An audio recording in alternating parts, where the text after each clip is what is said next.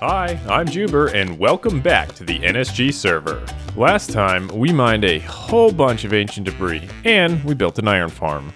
Today, we're going to do two things: make a massive expansion to our base, and install our automatic sorting. I cannot tell you how excited I am for auto sorting. Every time I open 15 different chests to sort 45 different items, 1 million different parts of myself die. But first, let's take a look at our farms. Iron farm, not bad. Slime farm, pretty good. Wheat farm, well, it's not automatic, so that's on me. Sugarcane farm, oh wow, that's bad. This has been going for a few weeks. Moving on, I had to collect so many supplies to make this mega build happen. In order to make sure I wasted the minimum possible time doing this, I did some math. This is the power of a high school education. Be cool, stay in school. I had to cut down some trees, and if I learned anything from the two towers, this is going to really upset a whole bunch of Ents. But their sacrifice wasn't in vain. I mean, look at how many chests I made. And half of those chests became hoppers. And then I made some redstone-y things. A lot of redstone-y things. At one point I ran out of quartz, so I had to take some of my ore out of storage. Or at least I thought I ran out. And I made some more stuff out of wood. Just for the record, I used all the wood that I chopped down before. I need to grab some shroom lights. Man, these are slightly more difficult to harvest than I would have thought. Maybe I'm using the wrong tool. Huh. Looks like it's your time to shine. Use a hoe. But finally, I had these shulker boxes with all of the materials I was going to need. Oh, sweet Jesus, I still need 14 shulkers of sand. Someone please check my math. No, it was right. And I also need 4 shulkers of gravel. I'm gonna need a bigger boat. I mean, shovel. Gravel. That wasn't too bad. Sand, sand, Severus, sand. Dumbledore. Sand, sand, Severus, sand. And now, all I was missing was a random assortment of dye. Light blue, blue, white, purple, cyan, and black.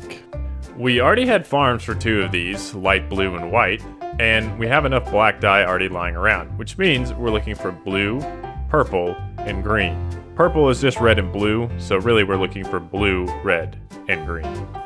Red comes from poppies, and green comes from fried cactus, and we need less than 2 stacks of each, so no problemo. Let's check how many stacks of blue dye that we need.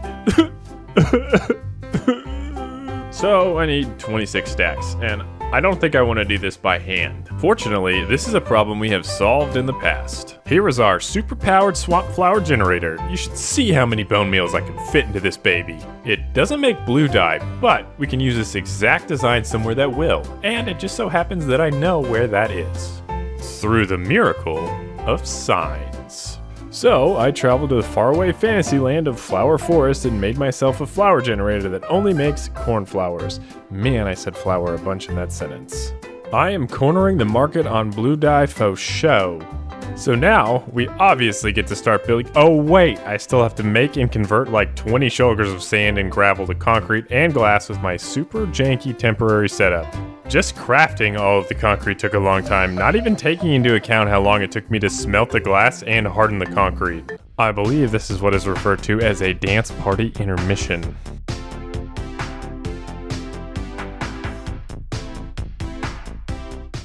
I smelted glass for a long time. Here are all of the materials we will need for our project. All done. But it feels like the resource gathering portion of our story is dragging on a little long, and all good things must come to an end, so we began to dig. I really like to try to record my projects, or at least the different parts of them, in a single shot so the time lapse doesn't have as many cuts. That did not happen with this dig. Part of it was due to the fact that I didn't want to wait until I had a bunch of time to start working on it at all, and part of it was due to the fact that this is a big old hole in the ground and it took me a long time to complete. So, instead, I came up with a, hopefully, alternative, interesting, and aesthetically pleasing way of showing this part of the project. I tried to flex my stone mining prowess, but the cavalry, the namesake of my former sword, sweet, sweet sword, you will be missed, put me in my place by informing me that he has mined over 450,000 stone. Ah, yes, I I think I understand now. I had to go fix my netherite pick a bunch of times, because I'm too cheap to make a spare, even though I probably have enough resources to do so. I am going to be in so much trouble if I die. But fortunately, I managed to excavate this entire area completely free of death. The big dig completed, I decided I was going to build the auto sorting system first. This is because I am super excited to start using it. Have I mentioned that I dislike manual sorting? It went up without too many things going wrong, but I did get jump scared by creepers quite a few times. This sorting system is a combination of things from the Minecraft wiki, a multi-item sorter that was a collaboration between several redstone geniuses, and their info is in the description, and some homegrown 100% Juhber redstone. Juhberstone. Redbur. I'll work on it.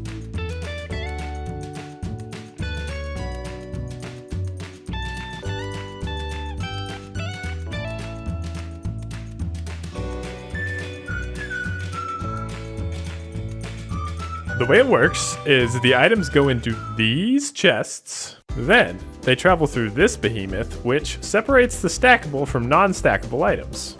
Within the non-stackables, it also separates potions and shulkers out further, but right now I'm not doing anything special with those. The stackable items, however, travel into our main storage hall. Starting off, I have 8 silos that provide mass storage for single items. My plan is to use it for things like dirt, stone, and sand, individual resources that I will get so many of that it justifies having dedicated storage for it.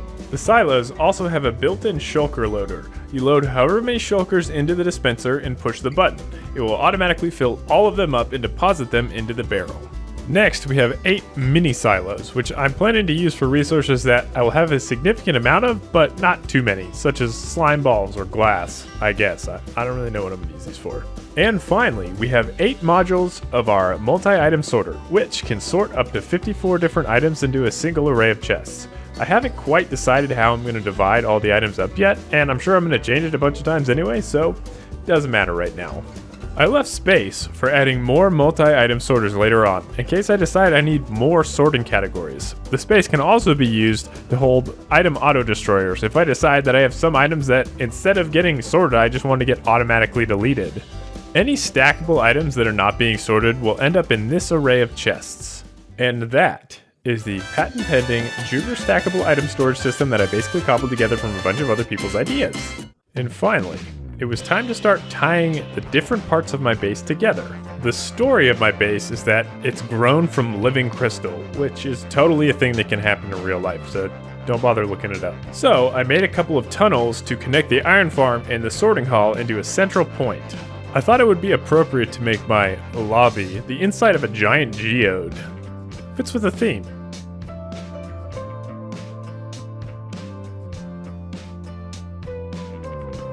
If you can't tell, I like the faded glass effects you get from layering glass and air, and I use it once or twice in the design of my base.